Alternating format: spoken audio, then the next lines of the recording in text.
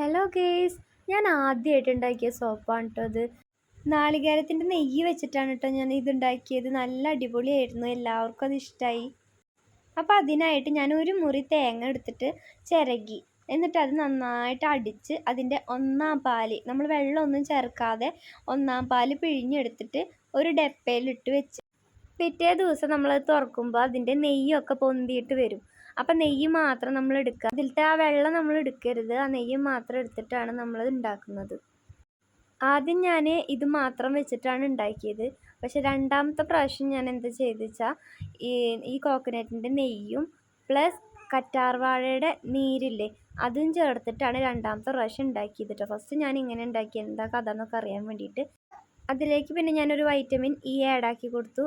പിന്നെ 2-3 ഡ്രോപ്സ് ഗ്ലിസറിനും ചേർത്തിട്ടുണ്ട്. എന്നിട്ട് നന്നായിട്ട് മിക്സാക്കി. പിന്നെ ഞാനൊരു ഗ്ലിസറിൻ്റെ സോപ്പ് ബേസ് എടുത്തു. ഒരു 155 ഗ്രാമോളം ഞാനത് എടുത്തിട്ട് കട്ട് ചെയ്തിട്ട് കുഞ്ഞേ പീസാക്കി വെച്ച്. പിന്നെ ഞാൻ ഡബിൾ ബോയിലിംഗ് ചെയ്യാൻ വേണ്ടി 2 പാത്രം വെച്ചു. ഇതേപോലെ ആവി കയറ്റുന്ന പോലെയും ചെയ്യാം, അല്ലെങ്കിൽ വെള്ളത്തിൽ ഇറക്കിയിട്ടും ചെയ്യാൻ പറ്റും. എന്നിട്ട് അതിലേക്ക് നമ്മുടെ സോപ്പിൻ്റെ ബേസ് ആഡാക്കി കൊടുത്ത് നന്നായിട്ട് മിക്സാക്കി. അത് നന്നായിട്ട് മെൽറ്റായതിന് ശേഷം നമ്മുടെ തേങ്ങേൻ്റെ മിക്സ് ഉണ്ടല്ലോ അത് അതിലേക്ക് ആഡാക്കിയിട്ട് നന്നായിട്ട് മിക്സ് ചെയ്ത് കൊടുക്കുക. ഞാനിതിലേക്ക് കളറോ പ്രിസർവേറ്റീവോ ഒന്നും ചേർത്തിട്ടില്ല. ഓൾറെഡി ഇതിലൊരു ബ്രൗൺ കളർ വന്നിട്ടുണ്ട്. അധികം കെമിക്കലൊന്നും വേണ്ടല്ലോ. പിന്നെ ഞാൻ ആകെ കൂടി ചേർത്തത് എന്താ വെച്ചാൽ സ്മെല്ലിന് വേണ്ടിയിട്ട് ഒരു ഡവിൻ്റെ ഒരു ഫ്രാഗ്രൻസ് ഓയിൽ ഞാൻ ചേർത്തിട്ടുണ്ട്. അത് നമ്മൾ ചേർക്കുമ്പോൾ അടുപ്പത്ത് നിന്ന് ഇറക്കിയിട്ട് വേണം ചേർക്കാൻ വേണ്ടിയിട്ട്. ഞാനിവിടെ 75 ഗ്രാമിൻ്റെ മോൾഡാണ് എടുത്തേക്കണത്. അപ്പോൾ അതിലേക്ക് നമ്മുടെ ഈ ബേസും ഇതൊക്കെ കൂടി മിക്സ്ചർ നമ്മൾ അതിലേക്ക് ആഡാക്കിയിട്ട് കൊടുത്തിട്ടുണ്ട്. അപ്പോൾ നല്ല രസത്തിൽ അത് കാണാനുണ്ടായിരുന്നു. അപ്പോൾ 75 ഗ്രാമിൻ്റെയും ഒരെണ്ണം, ഒരു 60 ഗ്രാമിൻ്റെയും ഒരു 50 ഗ്രാമിനോടൊക്കെ എടുത്തിട്ട് അങ്ങനെ 3 സോപ്പാണ് എനിക്ക് കിട്ടിയേക്കണത്. പിന്നെ ഇതിൻ്റെ മുകളിൽ ആ പത കണ്ടോ, അത് പോകാൻ വേണ്ടിയിട്ട് റബ്ബിങ് ആൽക്കഹോളൊക്കെ അടിച്ചു കൊടുക്കുന്നത് കണ്ടിട്ടുണ്ട്. അപ്പോൾ അതിനേക്കാളും നല്ലത് നമ്മളൊരു ടീസ്പൂൺ എടുത്തിട്ട് ഇത് ഇതേപോലെ ആക്കി എടുക്കുകയും ചെയ്യാം. അപ്പോൾ എങ്ങനെ വേണമെങ്കിലും നമുക്ക് ചെയ്യാൻ പറ്റും. അങ്ങനെ 3 മണിക്കൂർ ഞാൻ റെസ്റ്റ് ചെയ്യാൻ വെച്ചിട്ടുണ്ട്.